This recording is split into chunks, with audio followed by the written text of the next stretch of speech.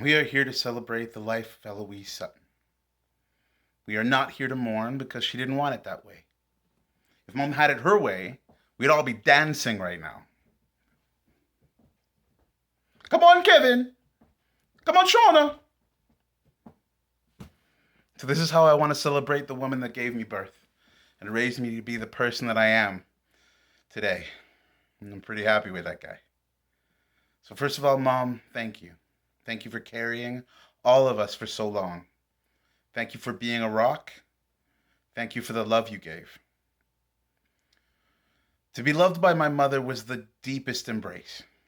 You knew she would always care for you. Her way, whether you liked it or not. My mom loved you with let's call the fullness of her energy. Quick with that big laugh and all the advice you could ever need. But if there's just one thing I remember most about my mom, it's this. Kevin? This call would haunt my childhood. My friends would compete for the best impression of my mom calling me. There was an urgency and a stern look that implied consequences for a tardy response. I would usually give a tardy response. But you did not argue with my mother. I mean, you might ram your head against that brick wall repeatedly until Mom got her way anyway. And God help you if you should happen to win an argument with my mother. On these rare occasions, one would learn about Mom's long game.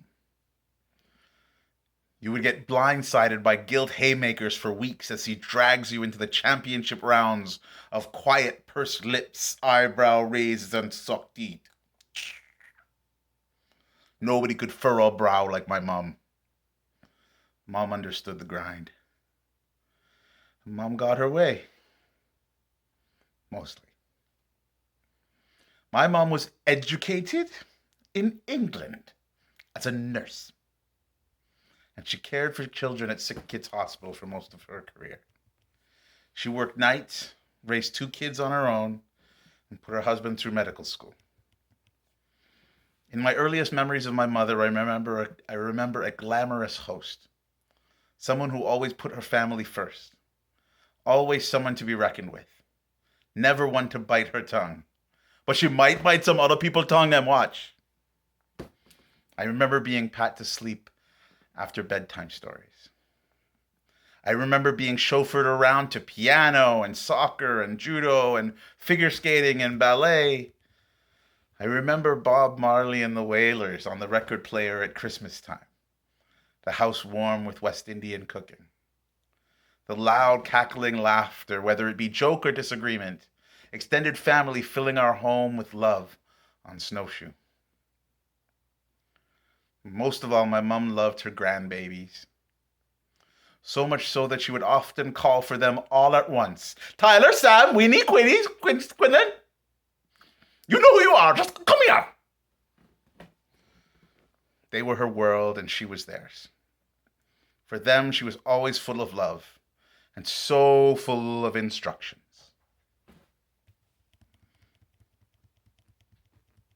The grandbabies were most important. And they are my mom's legacy. Tyler, Quinlan, Malik, Sam, Winston, and Brielle. My mom is the strongest person I've ever known. My sister is a close second. And it's not like they never get knocked down. But strength is not about avoiding getting knocked down. It's about getting back up every time you can. And it's also in knowing when it's time to move on when you can't. And having the strength to choose that too. The strong have complicated legacies. And like I said, my mom was the strongest. She touched and shaped many, many lives, always for the better. She had high standards that you always got to hear about, and a sharp mind that was quick to the tongue. But she had your back, and she would give you everything she had. And when she loved you, she would go to the ends of the earth. Even though I know sometimes she was tempted to leave us there, mind you. No, we didn't make it easy on my mom, but she didn't let us off easy either. And we are better for it. It takes me back to my mom's pet name for me. You ungrateful child! But it also reminds me of that one phone call that meant so much, where she told me that she thought I had become a good person, and she was proud of me. With no but at the end. My mom's circumstances meant that she didn't get to live out the last of her days the way she wanted, with her grandbabies playing at her feet. Believe me, Mom was pissed. The truth is, Mom deserved better from her circumstances, better from her husband, and better from me. But from my sister, she got the best care possible. From my sister, she got the love she deserved. How do you carry the strongest when their strength wanes? How do you make hard decisions for them when they can't? How do you keep love in your heart when they are on that last nerve they've been pressing since you were a picnic? How do you wrestle with the angel that gave you birth?